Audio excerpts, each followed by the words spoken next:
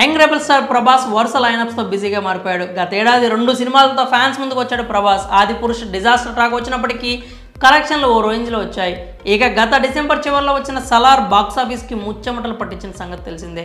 ప్రపంచవ్యాప్తంగా 600 కోట్లకు పైగా వసూళ్లను రాబట్టుకుని ప్రభాస్ స్టామినా ఏంటో మరోసారి రుజువు చేసింది. ప్రస్తుతం కల్కి 2898 ఏడీతో పాటు రాజాసాబ్, కన్నప్ప షూటింగ్స్లో ఫుల్ స్వింగ్లో ఉన్నాడు. అలాగే సలార్ 2, స్పిరిట్ సినిమాలతో పాటు హను రాఘవపూడితో ఒక కథ ఫైనల్ చేసినట్టు తెలుస్తోంది. అయితే ప్రభాస్ ఇక్కడ షూటింగ్స్ చేస్తూనే తరచూ విదేశాలకు వెళ్ళి వస్తున్న సంగతి విదితమే. ఇదిలా ఉంటే ఇప్పుడు ఒక ఇంట్రెస్టింగ్ అప్డేట్ వచ్చింది. ప్రభాస్ మకాం మారుస్తున్నారట. ఇండియా నుంచి లండన్ షిఫ్ట్ అయిపోతున్నారట. ఎందుకంటే అక్కడ విలాసవంతమైన భవనాన్ని అద్దెకు తీసుకున్నారని టాక్ నడుస్తోంది. ఇంత సడన్గా ఏంటి నిర్ణయం అనుకుంటున్నారా?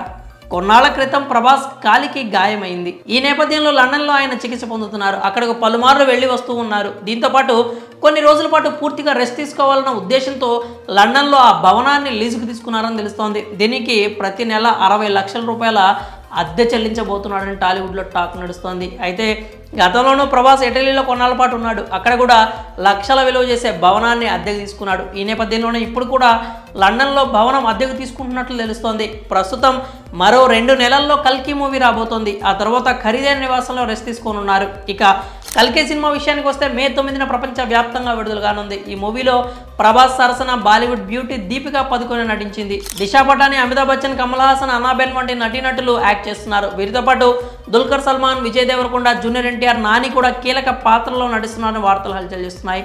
అది నిజమో కాదో తెలియాలంటే సినిమా రిలీజ్ అయ్యే వరకు మనం అయితే వెయిట్ చేయాల్సిందే. మరి ప్రభాస్ కొన్నాళ్ళు లండన్లో ఉంటాడంటూ వస్తున్న వార్తలపై మీరేమనుకున్నారు? మీ అభిప్రాయాన్ని కామెంట్స్ రూపంలో తెలియజేయండి.